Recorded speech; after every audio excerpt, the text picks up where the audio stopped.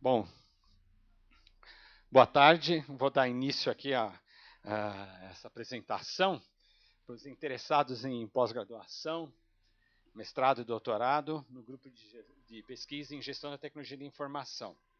Né? Isso tendo em vista o processo seletivo que está ocorrendo agora, em 2013, para ingresso aqui no nosso programa de pós-graduação em 2014.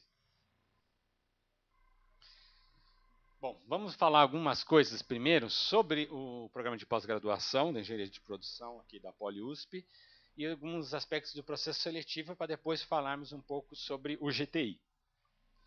Tenho a satisfação de contar aqui presentes também os professores Mauro Espírito e Renato Moraes, que também participam aqui na nossa pós-graduação e que possivelmente também estarão recebendo aí os candidatos que se interessarem por trabalhar conosco. Bom, essas informações eu tirei do site, mas eu acho prudente sempre dar uma verificada no edital que está disponível no site do programa de pós-graduação, que tem um link específico para a seleção. Nós estamos com o processo de inscrição aberto a partir do dia 5 passado, vai até dia 6, aqui na nossa secretaria. Né? Você já houve um período para quem queria a dispensa na proficiência em inglês. E o processo seletivo começa com uma prova que é feita e elaborada, executada e corrigida pela FUVEST. Em seguida, né, essa prova vai ser no dia 21 de setembro. Os candidatos são classificados segundo desempenho e haverá uma segunda etapa. Né? E para essa segunda etapa nós vamos convocar no dia 7 de outubro. Né? E a gente destaca que não tem revisão de provas nesse processo seletivo, em particular dessa etapa aqui feita pela FUVEST. Aí vem uma segunda fase. A segunda fase tem provas específicas relacionadas à linha de pesquisa na qual o aluno deseja ingressar. Essas provas são feitas aqui pelo programa de pós-graduação em engenharia de produção. Então, nessas perguntas podem constar questões que são bastante específicas da área ou podem questões ligadas a aspectos mais gerais de engenharia de produção. A prova vai sendo feita no dia 30 de outubro, com início às 10 horas, 90 minutos, sem consulta nem equipamento eletrônico. E haverá também, na mesma ocasião, a oportunidade de apresentar o pré-projeto de pesquisa para esses selecionados para a segunda fase, perante uma banca específica para cada área de pesquisa. Né, que tem uma sequência que vai ser elaborada pela nossa secretaria, que vai divulgar os horários onde cada um deverá comparecer. Também não tem revisão nesse horário. E lembrando que os candidatos ao doutorado têm como pré-requisito apresentar uma publicação em periódico evento de caráter acadêmico, ou seja, cujo artigo sofreu para publicação avaliação blind review, para poder fazer a inscrição na segunda fase. Oi? Ou o evento. Periódico ou o evento. Não. Periódico ou evento.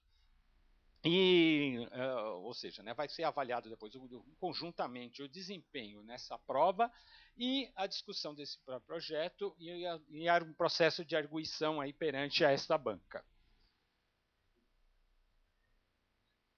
Algumas informações importantes. Né? Quem vai fazer doutorado e não fez, por exemplo, na USP, ou outra universidade que já tem o título reconhecido, solicitar o reconhecimento de título quando obtidos fora da USP. Você tem que pedir o reconhecimento na primeira matrícula. Né? E, obviamente, que a efetivação como aluno regular do programa vai ficar sujeita a uma manifestação favorável a esse reconhecimento do diploma. Por isso é bom agilizar esse processo, que às vezes demora esse processo. Aí isso é feito em relação à própria reitoria da USP. A dissertação que não seja em engenharia de produção passa por uma análise aqui para ver se existe uma vinculação dessa atuação com o que se deseja fazer em termos de pesquisa específica na pessoa que ingressar para o nosso programa de pós-graduação.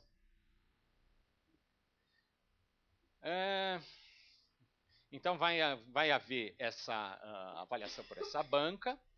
Existe aí um tempo, né, que o aluno apresenta o pré-projeto, geralmente é um período Geralmente, em função um pouco do número de candidatos, mas em geral tem uma apresentação do candidato por volta de 10 minutos e seguida por arguição dos membros da banca. Né? E vai ser olhado tanto o desempenho na prova como o desempenho nessa arguição. Né? Vai ficar sujeito, né, à capacidade de aceitação por novos alunos, pelos docentes habilitados pelo nosso programa de pós-graduação.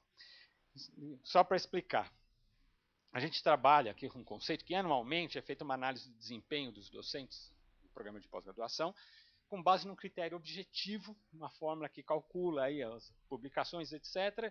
Aqueles professores que atingem determinado nível de pontuação estão aptos a receberem novos orientados. Então, eles vão aparecer como candidatos e essa apuração é feita mais ou menos na mesma época do processo seletivo.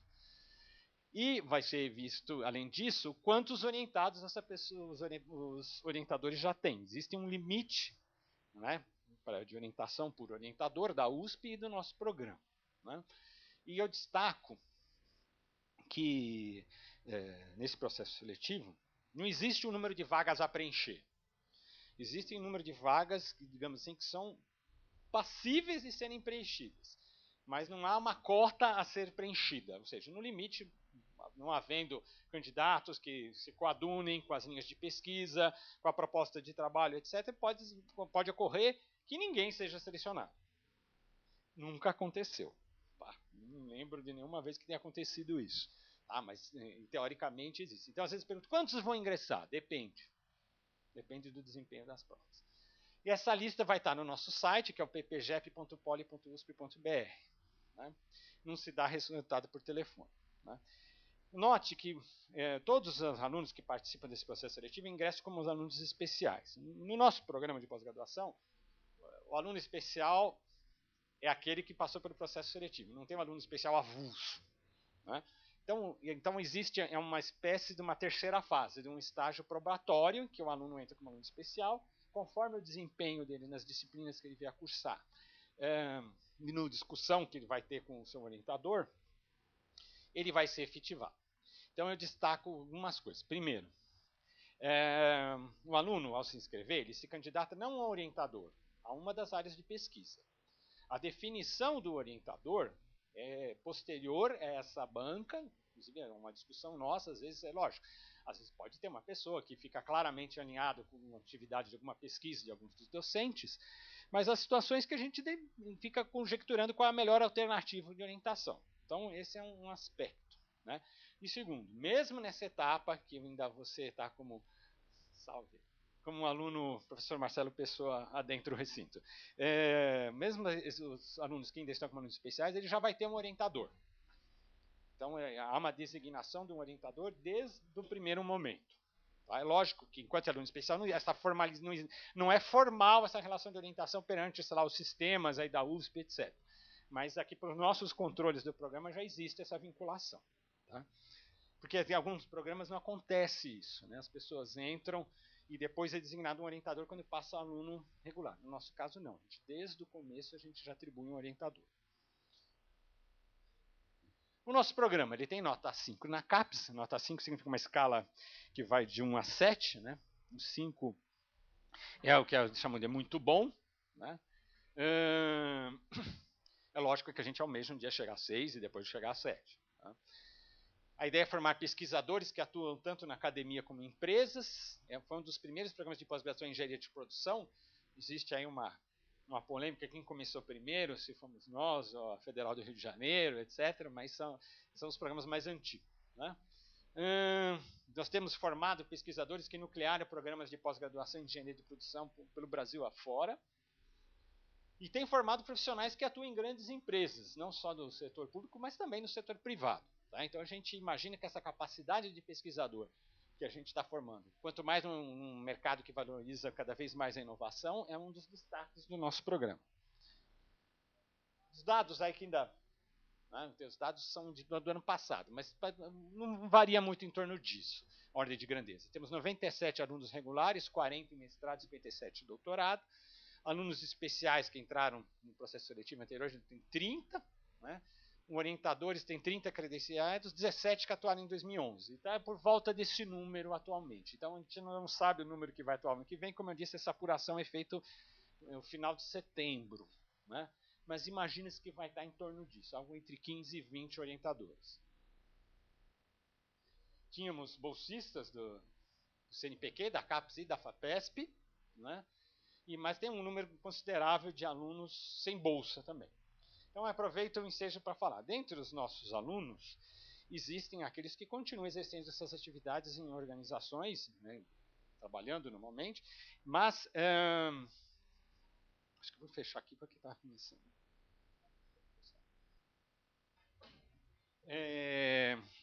Existem alunos que continuam a sua atividade, mas lembrando que as nossas aulas são no período, entre aspas, comercial, e que é exigida uma dedicação, não só em assistir aulas, como leituras, atividades de pesquisa. As bolsas, existem bolsas relacionadas, que a gente chama de cota, né? CAPES do CNPq, que isso varia quanto são disponibilizadas, e a gente tem critérios objetivos aí para ranquear os alunos que pleiteiem bolsa. Aqueles que se ingressarem no processo seletivo, vai ser solicitado no ato da primeira matrícula uma manifestação se deseja ter bolsa ou não. E aí a gente vai formando um ranking aí dos interessados.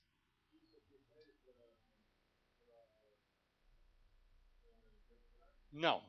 Assim, não. Veja, nós temos os números mostram aqui, mais da metade dos nossos alunos não tem bolsa. Né? Evidente que é interessante ter um bolsista que se envolve em atividade, mas tivemos trabalhos feitos por pessoas não bolsistas que continuaram trabalhando nas empresas e que foram trabalhos de excelente qualidade. Em particular aqui no nosso grupo, o GTI. Eu fiz o meu mestrado, boa parte do meu doutorado, e eu atuava em empresa. Né? Então, é exigente? É, mas é possível. Tá? Normalmente, isso aí é negociado com o teu orientador. Tá? Isso varia o quanto, assim, o mínimo que eu acho que vai ser exigido, né, é que é pelo menos uma disciplina por período que você cursa. Note que os períodos aqui são quadrimestrais, são 3 períodos por ano. Então, significa que você faria 3 disciplinas no ano. Isso é um mínimo. Tem colegas que pedem mais. Tem colegas que pedem um número maior. Tá? Então, menos do que isso não vai ser. Daí para cima. Isso significa uma manhã, uma tarde que você vai ter que vir aqui assistir a aula, tirando o tempo que você vai ter que trabalhar nas leituras, no desenvolvimento de trabalhos, etc. Tá? Oi. Não. Então eu vou falar aqui algumas coisinhas a mais. Eu vou até pedir um pouquinho para vocês com as perguntas, que tem algumas coisas que talvez eu responda. Aí no final, se não tiver respondido, a gente responde com prazer. Tá?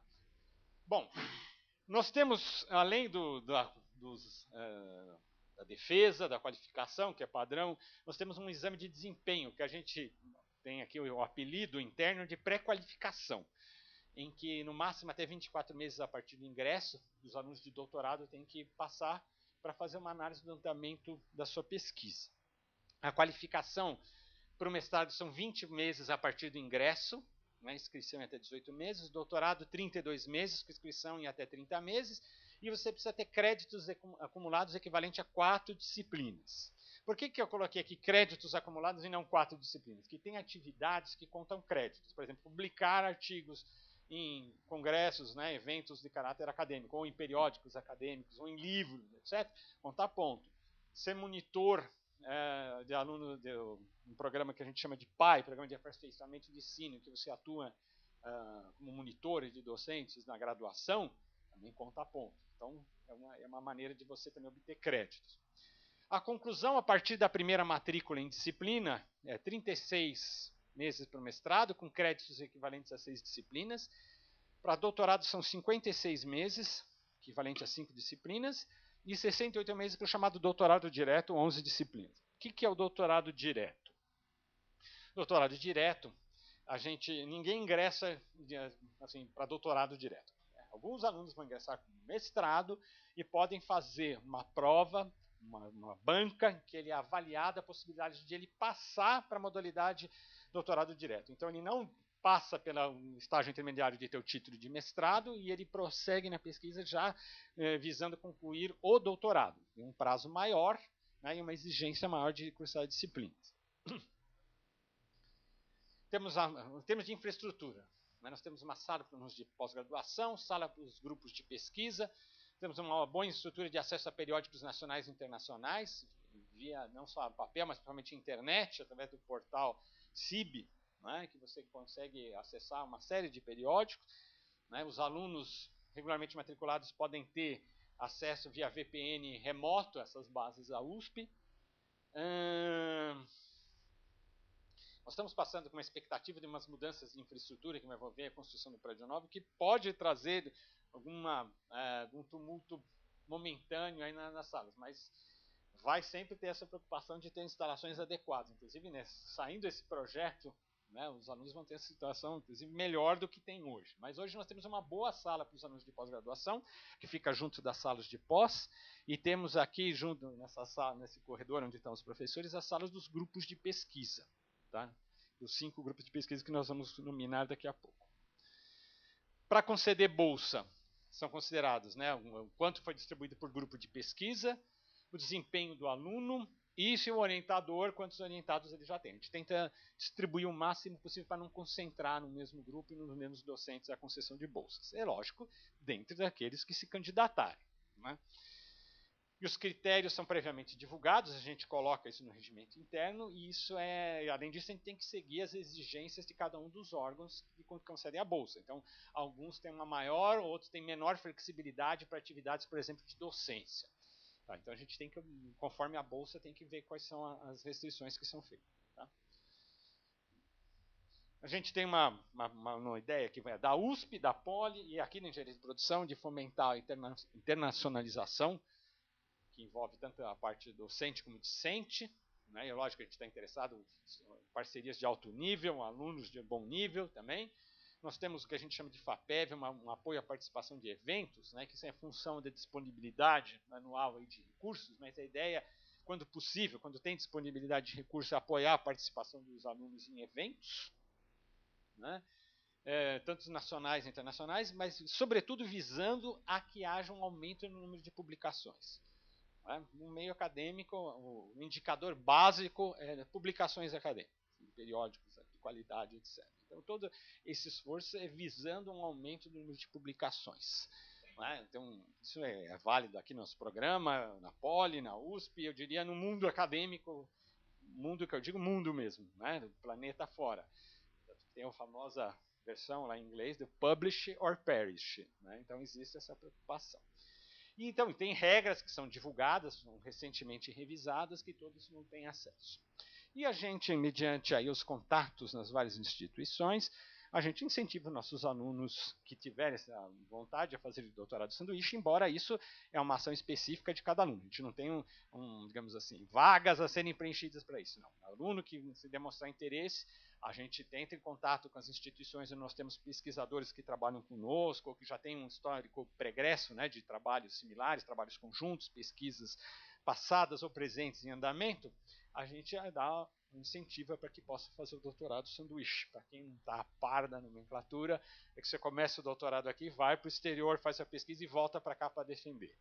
Tá? A pré-qualificação, como eu mencionei, é somente para os de doutorado, que você tem 2 chances para passar. Né? E um aluno que já fizer a inscrição antes para fazer a qualificação propriamente dita, ele está isento de fazer a pré-qualificação. Mas é um momento para verificar se a pesquisa não está dispersa, se o aluno não está disperso, para trazer os alunos para o foco aqui no nosso programa. No exame de qualificação, você precisa ingressar, tem o créditos equivalente a 4 disciplinas, tem que ter um material com 3 semanas de orientação, a banca tem que ser aprovada pela nossa comissão, e, de novo, tem uma segunda oportunidade para quem não passar. Temos requisitos para qualificar e para defender. Então, para qualificar, tem que ter um trabalho em congresso científico com arbitragem e pelo menos um trabalho submetido a um periódico científico de boa qualidade. Basicamente, aqui está ou no Web of Science, na Scopus ou na Cielo.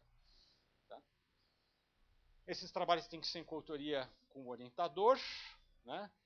que a gente imagina que esteja relacionada à construção da sua tese de dissertação e, portanto, tem que estar sendo feito durante o período que ele está no programa, né? Não pode ser coisa que já existia. Né? E algumas coisas aqui de regras, está tendo um processo de atualização do normativo na USP, que talvez quando vocês ingressarem já tenha algumas regras novas, mas, de maneira geral, os aspectos gerais vão ser mantidos. Pode ter alguma mudança de dosagem, etc., de número de publicações, mas a ideia é que vai continuar havendo exigências nesse sentido. Tá?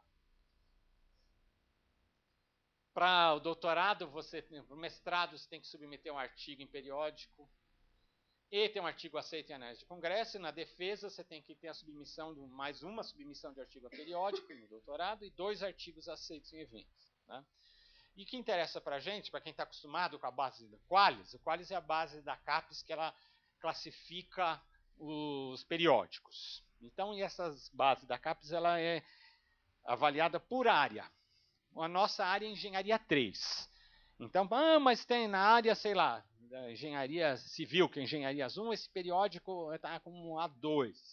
E aqui está valendo como B2 na engenharia 3. Vale o B2.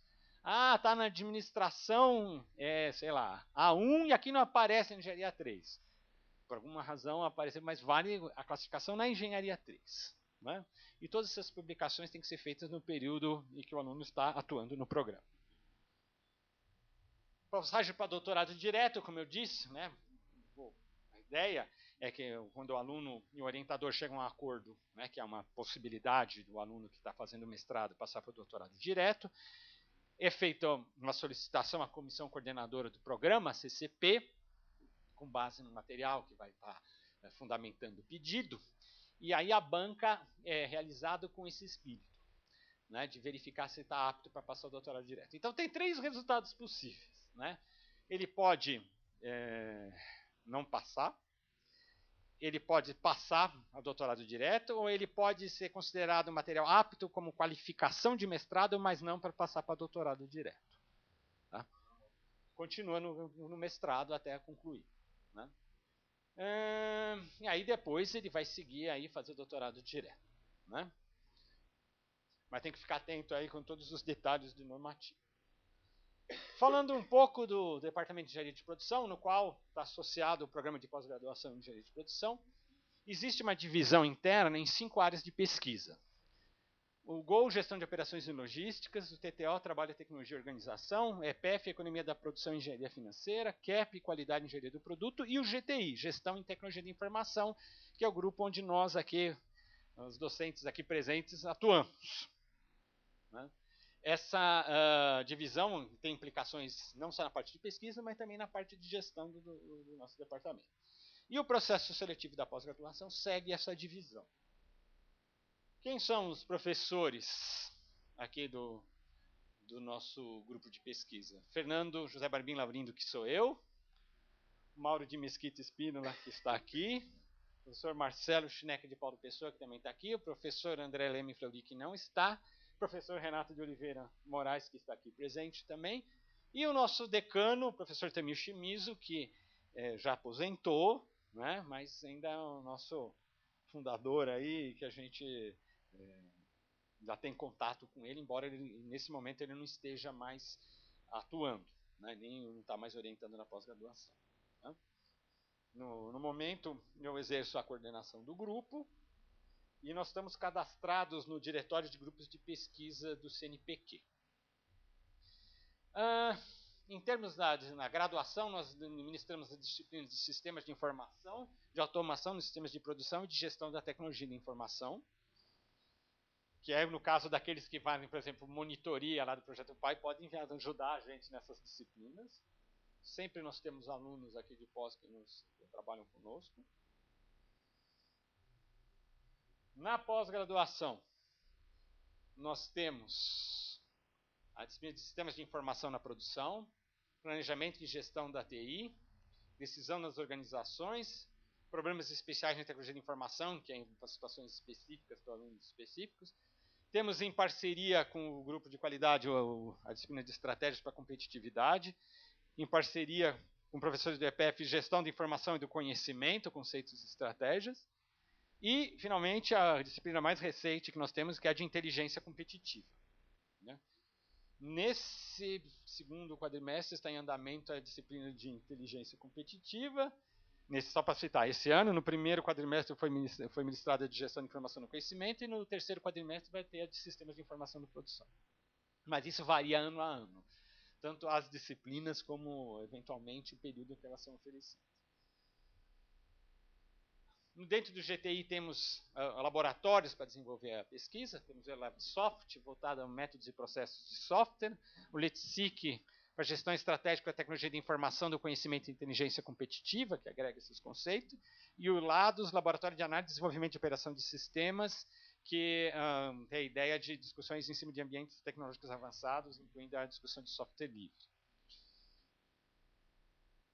Em termos de linhas de pesquisa, dentro da área de gestão de tecnologia de informação, nós atuamos em 3 grandes blocos. Estratégia e planejamento de tecnologia de informação, implementação de sistemas de tecnologia de informação e decisão nas organizações. Nós temos assim uma atuação um pouco plural, mas de uma maneira geral, na área de estratégia e planejamento da TI, atuo eu, o professor Renato e o professor Marcelo já também. Implementação de sistema de informação, o professor Mauro, o professor Marcelo, acho que o professor André também se classifica aí. Na decisões das organizações, né, antes era o professor Chimisa, agora é mais o professor Renato, e às vezes eu também dou umas incursões nessa área aí também. Né? Mas isso aqui é dinâmico, tá? O importante é tentar ver como isso encaixa nos projetos de pesquisa dos candidatos. Né? Os candidatos têm que buscar temas que se adequem a essas linhas de pesquisa. Né? Então, na estratégia de planejamento da TI, modelos de governança da TI, questão de virtualização de atividades, convergência digital, análise de sistemas ERP, Supply Chain Management, CRM, inteligência competitiva, a própria inteligência competitiva em integração com as bases de gestão do conhecimento, com a estratégia da empresa, e o papel da TI como agente e vetor do desenvolvimento tecnológico e para inovação. Isso aqui é só exemplificando, eu não estou esgotando o assunto, tá, gente? Na implementação de sistemas de TI, gerenciamento e definição de processos de software, inclusive com equipes distribuídas, gestão de conhecimento e habilidades profissionais no ambiente de fábrica de software, implementação de sistemas de workflow, manutenção de sistemas em operação, seguindo as mudanças de negócio, modelagem de negócios e de processos. Sistemas de apoio à decisão, modelagem de sistemas de apoio à decisão em contexto de atividade empresarial, em especial nos ambientes de grande turbulência, sistemas de apoio à decisão acessíveis e amigáveis, aplicações complexas de TI, né, que envolvem sistemas especialistas, conjuntos difusos, e modelos para o processo decisório mais sistemático em ambientes de grande certeza, inclusive com análise de dados em um ambiente que tem proliferação e crescente disponibilidade de dados e de informações. O professor Renato tinha, não sei se você quer complementar, que tinha algumas coisas que estavam mencionadas aqui, né, na área de gestão de projetos, o professor Renato atua na área de gestão de projetos, tanto de TI, pesquisa e desenvolvimento, a capacidade de gestão de TI e aspectos da inteligência competitiva. Em termos de capacidade de gestão de TI, entra a questão da qualidade da infraestrutura, os ativos de TI, a capacidade das equipes de TI e os comportamentos e valores praticados na organização. A inteligência competitiva, envolvendo um aspecto de infraestrutura, seus vários aspectos e a própria envolvimento da sua organização. Para citar aqui alguns, eu vou passar depois para eles complementarem aqui, mas mencionar, nós temos projetos de pesquisa com órgãos de fomento, por exemplo, personalização, inovação e gestão da TI do conhecimento, que é um projeto da minha Bolsa Produtividade de pesquisa CNPq. Temos o projeto universal de implantação do laboratório de gestão estratégica da TI do conhecimento e inteligência competitiva. Estamos terminando um projeto para engenharias que envolve a Federal de Ouro Preto e a PUC do Paraná sobre estratégia de inovação em empresas de TI. Temos projetos de iniciação científica com apoio do PIBIC, do CNPq e outros órgãos de fomento que estão em andamento e vai ter agora acabaram de ser aprovados novos bolsistas. Né, e temos alunos de mestrado e doutorado com apoios de bolsa do CNPq e da FAPESP também. A bolsa da FAPESP, só para situar, significa que a gente tem, não é aquele sistema de cota, você tem que se candidatar individualmente para a FAPESP para obter essa bolsa. É uma bolsa de um valor maior, mas também tem exigências mais, digamos, meticulosas para serem seguidas, inclusive o número de relatórios que você tem que entregar. E é isso que eu gostaria de falar. E antes de passar as perguntas, eu gostaria de ver se os Mauro, o Renato e o Marcelo gostariam de complementar com essas informações. Bom, boa tarde a todos, bem-vindos. Eu queria só citar, dentro daquela linha, boa tarde. Eu vou só voltar à tela que fala de implementação de sistemas.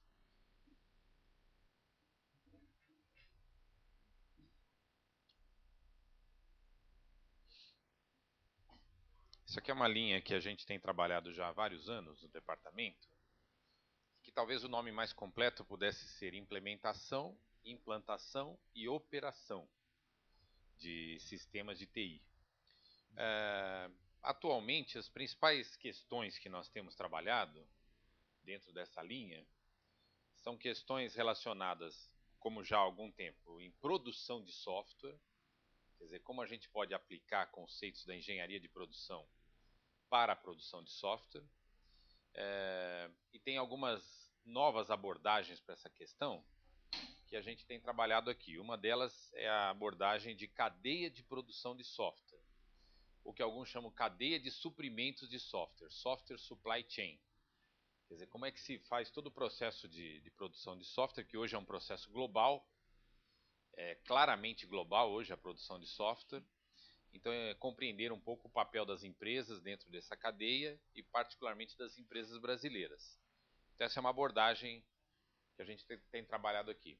Tem a questão da qualidade, do processo de software, da questão de como melhorar o processo de software nas empresas, modelos de melhoria, como CMMI, MPS-BR, modelos ligados a sistemas, modelos ligados a operações de serviços, como IT, o COBIT, etc. E tem também uma nova abordagem chamada ecossistema de software. Essa palavra ecossistema tem sido muito estudada em várias áreas e ela identifica aquelas situações em que você consegue perceber qual é o conjunto de elementos que fazem parte de um processo, né? E tenta trabalhar esses elementos de maneira integrada, né? Então, na parte de produção de software também tem se estudado muito hoje os ecossistemas de software. Muitas vezes eles são baseados, digamos, numa plataforma, se estabelece uma plataforma. Em torno daquela plataforma, que muitas vezes hoje está alocada na nuvem, muitas vezes essa plataforma dá apoio para que uma grande quantidade de atores participe do processo. Aqui para nós interessa muito mais a gestão desse processo, a maneira dele ser aperfeiçoado, a maneira como os negócios são realizados nesse processo, do que exatamente aspectos estritamente tecnológicos, né? É basicamente isso que a gente tem estudado. E também umas questões hoje relacionadas à gestão do conhecimento em empresas de TI e empresas de software. As empresas de software são claramente empresas que se utilizam do conhecimento para desenvolver o seu trabalho, né? Então tem umas pesquisas nossas que têm trabalhado também essa questão. Tanto a questão da gestão do conhecimento, como outras questões organizacionais, como aspectos estruturais das empresas de produção de TI e também aspectos de estratégia dessas empresas, tá bom? Isso é uma visão geral aí do que... Não sei se o Marcelo gostaria de falar sobre isso também, Marcelo. Pois não. Renato? Bom, boa tarde. Deixa eu na câmera, né?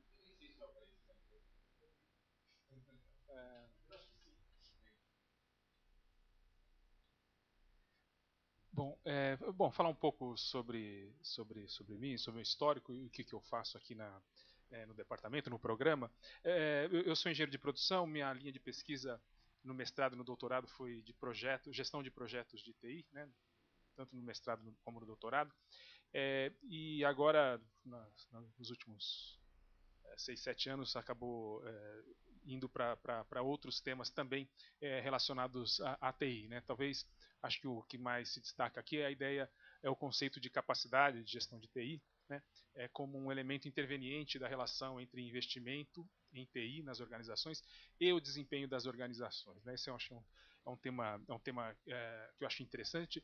Existe uma relação ainda conceitual pouco explorada, pelo menos eu não percebi algum trabalho que relacione isso com o capital intelectual. Acho que é uma oportunidade para ser trabalhada aí.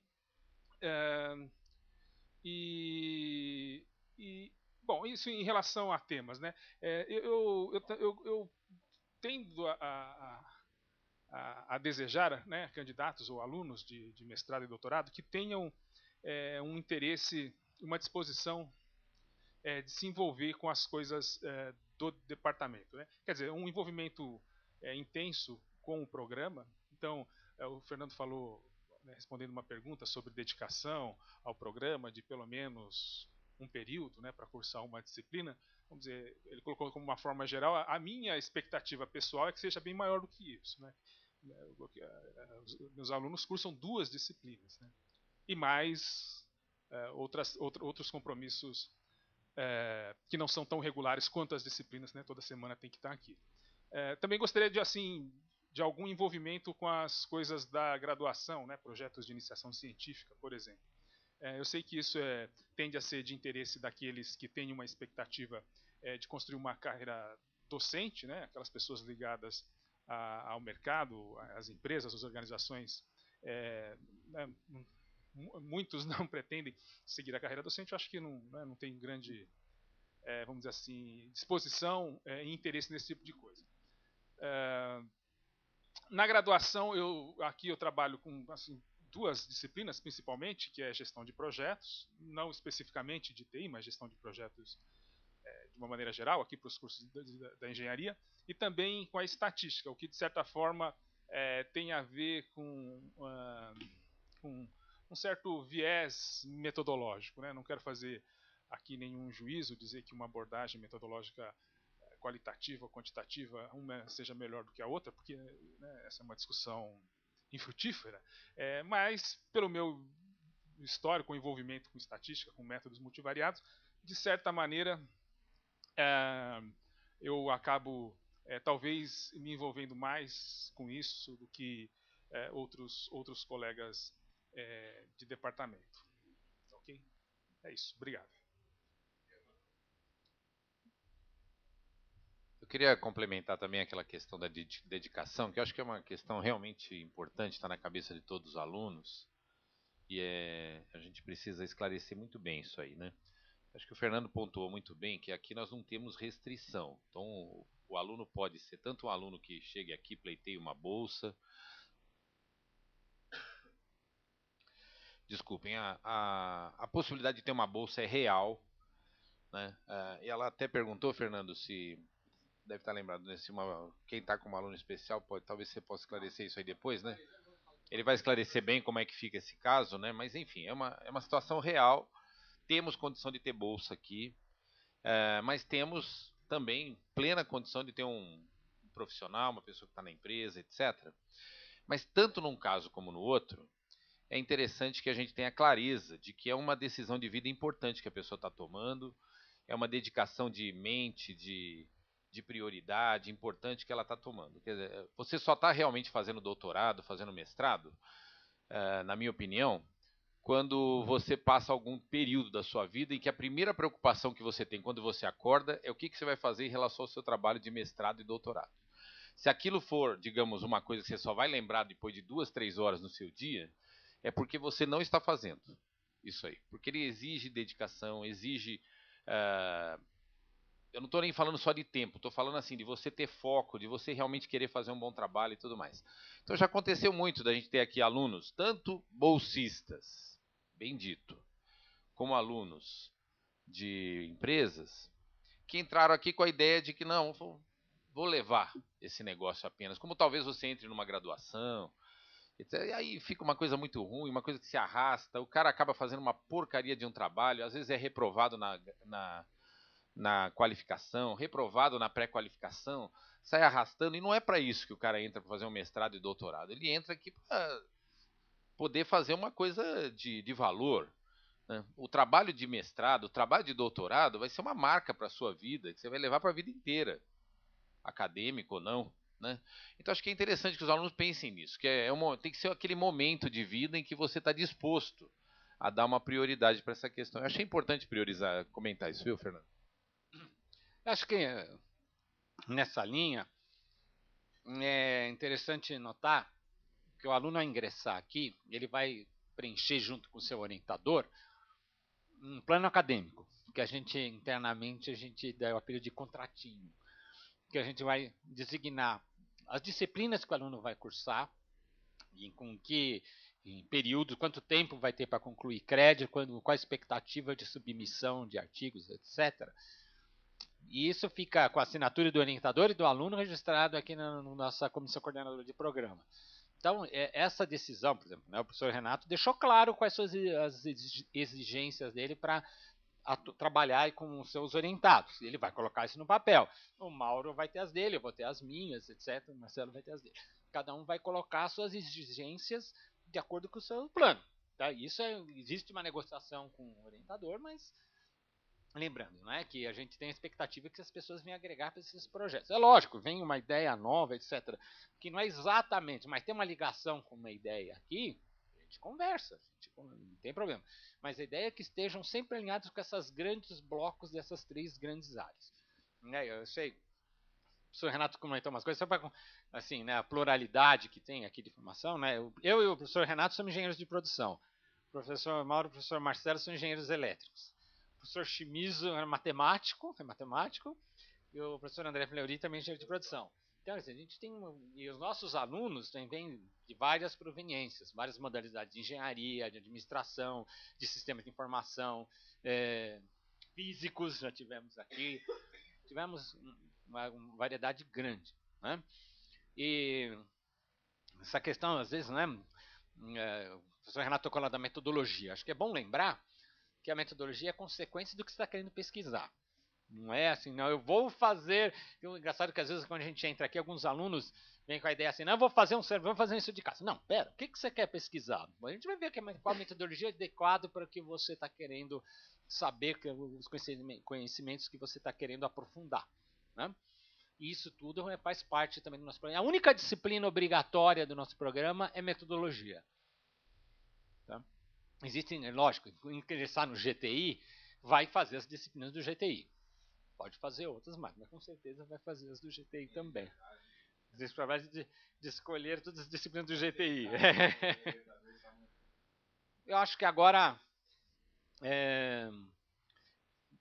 se vocês tiverem dúvidas, questões, a gente pode tentar responder.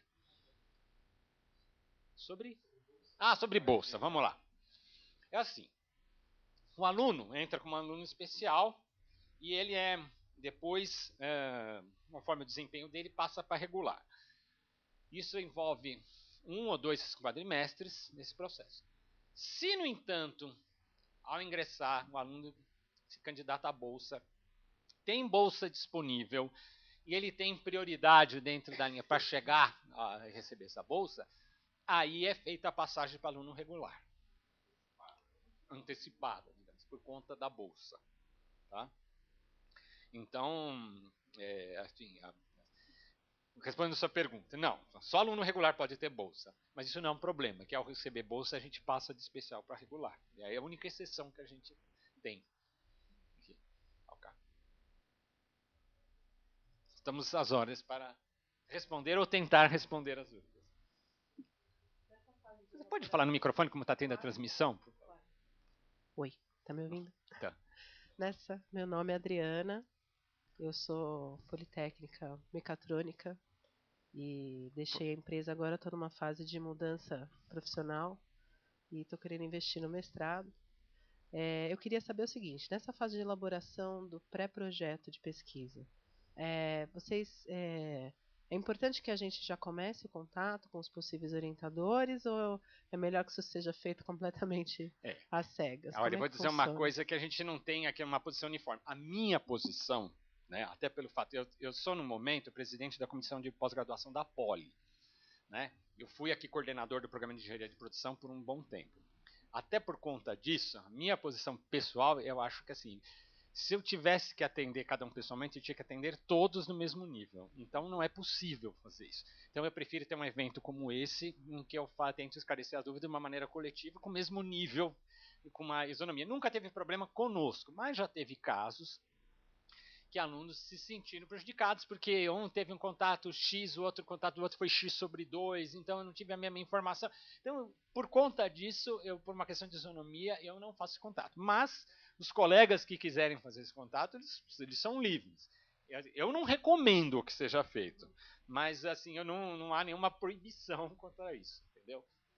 Então, por isso que a gente, inclusive, faz a discussão por área, a candidatura por área, que depois tem a atribuição do orientador. Questões bem objetivas podem ser encaminhadas ao nosso grupo, do tipo temas cabíveis, etc. Agora não dá, por exemplo, você mandar o seu projeto, ver se está bom, se está servindo, isso a gente não pode fazer, tá bom? E dúvidas operacionais, a nossa secretaria do processo seletivo ela está capacitada para responder. Mas isso é bem lembrado aí que o Mauro lembrou. A gente pode dizer, não, esse sistema é completamente fora. Isso a gente pode dizer, o sistema está dentro. Isso a gente pode falar. Tá? Só complementando. E depois a adaptação do tema à linha de pesquisa própria do orientador, isso faz parte do programa da evolução do plano, é isso? Sim, isso ocorre, não é raro acontecer que tem uma ideia inicial que com o tempo, por a própria interação com as pesquisas que são desenvolvidas aqui pelo orientador ou pelo grupo de pesquisa são mudadas, ou mesmo até pela evolução, pelo amadurecimento do aluno nas suas pesquisas, ele percebe, puxa, não é esse o ponto. Realmente o problema a ser resolvido é outro. Isso acontece, tá? Isso não é problema. É muito boa a sua pergunta, porque é interessante a gente comentar também o seguinte. É muito bom você preparar um projeto, apresentar aqui com uma proposta, etc. Mas, sinceramente, o que está em jogo ali, muito mais é o seu perfil como aluna, como candidata, etc., do que o tema específico que você está apresentando. Tanto é que é comum, digamos, no final da apresentação, a gente fazer perguntas para você do tipo, escuta, e se a gente, ao invés de fazer isso aqui, você fizesse isso, o que você pensa, como você faria? Porque a banca é exatamente isso, compreender qual é o grau de capacitação que o aluno tem para fazer um trabalho como esse, que fazer pesquisa é uma coisa diferente do que ser engenheiro, por exemplo, né? E alguns alunos claramente já estão, digamos, prontos para fazer isso, para participar de um processo desse, ou tem perfil para isso, e outros não. Então a gente está mais a fim de encontrar esses alunos do que exatamente compreender se você está fazendo exatamente numa linha que se encaixa aqui ou não, porque a gente acha que isso aí é negociável. Geralmente é negociável, ok? Na verdade, sou Timothy Conan, da Universidade de Brasília, e talvez eu cheguei um pouco atrasado. Gostaria, assim, de um pouco mais de explanação sobre essa inteligência competitiva.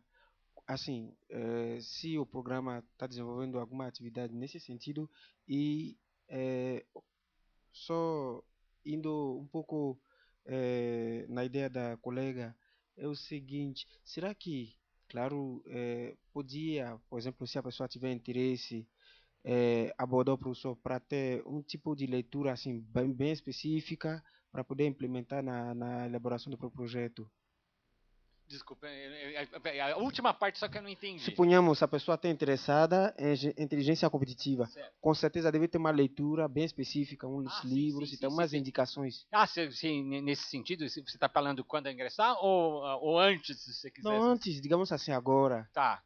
Olha, um material que eu acho que te abre portas aí para discutir esse assunto foi uma dissertação de mestrado que eu orientei, né, do Olavo. Eu sempre tenho problemas na sequência do nome. É Olavo Viana Cabral Neto ou Olavo Cabral Viana Neto? Mas acho que é Olavo Viana Cabral Neto. Que ele fez defendeu em 2011 e lá tem toda uma descrição conceitual sobre inteligência competitiva e uma vasta bibliografia. Então, assim, na pior das hipóteses, a dissertação te dá uma dica de um monte de bibliografias interessantes. Mas ele faz uma discussão conceitual interessante. Assim, a inteligência competitiva envolve a questão da estratégia, envolve a questão do uso de tecnologia de informação, gestão do conhecimento, sistemas de apoio à decisão, e toda a parte também de monitoramento ambiental, né? É lógico que a gente entende o conceito de inteligência competitiva como a interrelação desses conceitos. Mas vai haver pessoas que puxam mais para o lado de sistemas de apoio à decisão, algoritmos, etc. Outros que vão buscar mais para vinculação com estratégia, com análise de dados. Na parte cultural, tem vários cortes possíveis. Tá? A gente tenta olhar. Eu, por exemplo, para mim, particularmente, me interessa muito essa questão da vinculação da inteligência competitiva com a estratégia de negócios da empresa e com a estratégia de tecnologia da informação da empresa. Isso não quer dizer que haja colegas aqui que estejam interessados, mas, por exemplo, na parte de análise de dados, de modelagem de sistemas de apoio à decisão relacionados a isso. Ok?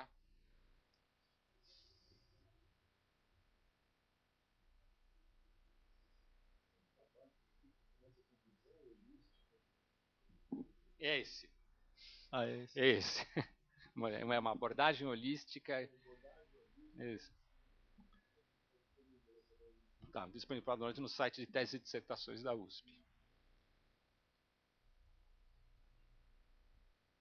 Outras dúvidas?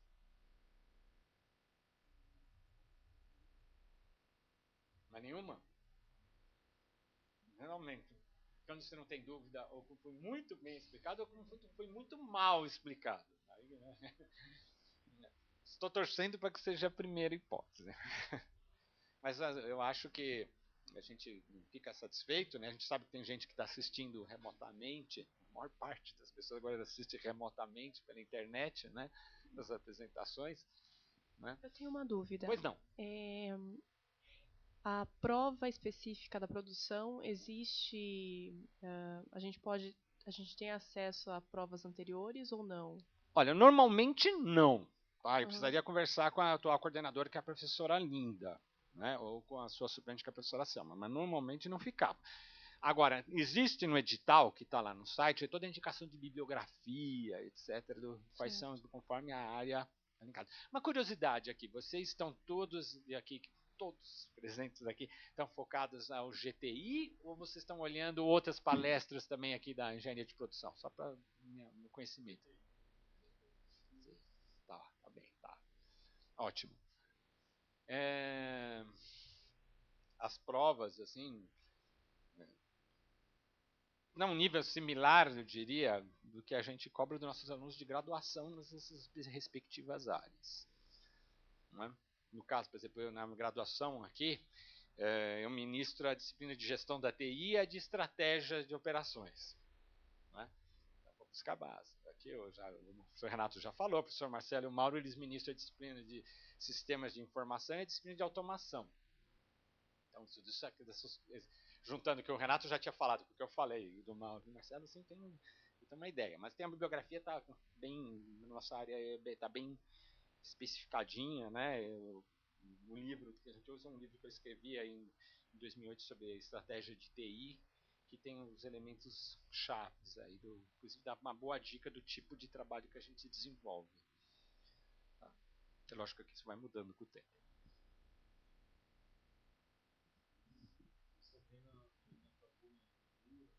Ah, é? Não sabia. Vou cobrar eles para te fazer outra tiragem. Na verdade, assim, eu gostaria também de saber quais aspectos conceituais eh, realmente são levados, não que sejam levados em consideração, mas assim, são prioritários para o grupo, para o aluno ser aceito, digamos assim, no projeto. Bom, acho que o Mauro tocou num aspecto essencial, que é a dedicação. Né? A gente vai olhar, eu diria que a gente vai ver o potencial que vocês têm, né? E vai ver o potencial de dedicação, o potencial que vocês têm de realizar trabalho, né? E o potencial que vocês têm de fato se dedicar a esse trabalho. Eu diria que esses são os pontos-chave, sabe? O resto a prova vai mostrar, né, o conhecimento que vocês têm, a elaboração do projeto de pesquisa vai mostrar a sua familiaridade, mas tudo isso está condicionado a essa visão que a gente vai tentar ter. Lógico que é um processo, uma entrevista, é um período curto, dessa capacidade que vocês têm como potencial de se desenvolver como um futuro pesquisador, e também de você de fato conseguir implementar isso na sua vida, né? Que a gente vai tentar ver, e conforme aí as exigências de cada um, como vai ser possível vocês cumprirem esses programas com a dedicação que se espera. Acho que se pudesse sintetizar é isso. Tô falando, na verdade, assim, tava falando dentro do projeto, vai ser mais o tema, mais a metodologia, ou assim, o que realmente assim precisa ter mais Timothy, né? isso. Timothy. Olha, Timothy, é o conjunto da obra, tá? De repente, tem uma coisa que pode acabar compensando outra. É difícil. Não, isso aqui é prioritário. E eu, pelo menos, não vejo assim. Não sei se alguém tem uma visão diferente aí. Eu assino embaixo, quer dizer, não há algo assim. Às vezes a gente descobre um aluno, pô, mas esse aluno é interessante. Não era por nenhum dos aspectos previamente estabelecidos. Isso, sinceramente, acontece no nosso programa. Mas cabe algumas preocupações, né? Por exemplo, a questão de você colocar no seu currículo tudo que você já fez em termos acadêmicos é uma coisa boa. A questão de preparar um projeto seguindo uma linha de um projeto de pesquisa e não de um projeto. Por exemplo, na área de TI, o pessoal costuma confundir muito projeto de pesquisa com projeto de desenvolvimento. Né? Então, na hora de pôr a metodologia que eu vou usar é RUP com ferramenta tal, não sei o que, não tem nada disso. Nós estamos falando de pesquisa. Então, quando você apresentar o seu projeto, realmente apresentar um projeto com cara de um projeto de pesquisa. Perdão. Então, para você até compreender melhor como que é isso, é pegar a cara, como são os artigos científicos, como são as dissertações, as teses. Elas claramente têm a cara de uma pesquisa. E o projeto é o quê? Apresentar como que uma coisa daquela poderia ser feito. Então tem a cara de apresentar um objetivo, apresentar uma metodologia, apresentar os resultados esperados. Então é claramente a gente se basear naquilo que já existe na área de pesquisa para apresentar o nosso projeto. Então o aluno ele tem que mostrar que ele desenvolveu essa habilidade prévia, vamos dizer assim, para poder chegar aqui no nosso programa, ok? E lembrando que para quem é candidato ao doutorado tem que mostrar que nos últimos 5 anos publicou um artigo de natureza acadêmica com avaliação by review. Só para saber, quem aqui é candidato a mestrado? Doutorado só você? Tá. Quem foi teu orientador?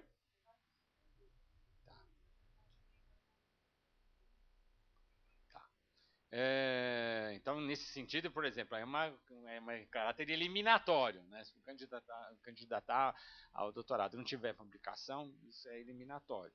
Aí é lógico, o Mauro lembra bem, havendo publicações, havendo um histórico de atuação em pesquisa, é lógico que agrega. Faz parte daquelas coisas que a gente vai olhar no conjunto da obra.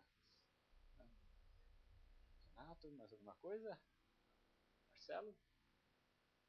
Mais alguma dúvida, gente? Então, eu agradeço aqui vocês que vieram, aqueles que estão assistindo remotamente. Eu espero ver o nome de vocês todos aí na lista de candidatos. Né? E especialmente espero que vocês estejam aqui para quando a gente fizer as entrevistas aí para discussão aí dos projetos de pesquisa e termos, mais do que tudo, ter vocês aqui o ano que vem como nossos alunos do nosso programa de pós-graduação, em especial alunos do GTI. Obrigado para todo mundo. Só avisar lá o rapaz. É?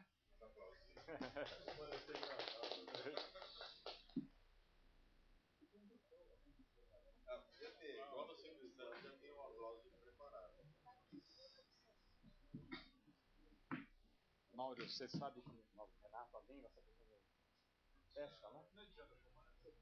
O Marcelo tem uma técnica nada soft. Uma técnica heterodoxa. E agora nós vamos entrar naquela parte que não pode ser gravada. Tá? Se você achar o botão desligar, gente, eu não enxergo. Não, tem uns modernos agora, Fernando, que não tem esse botão. Eu passei por isso hoje. Aí, ó. Esse é um deles.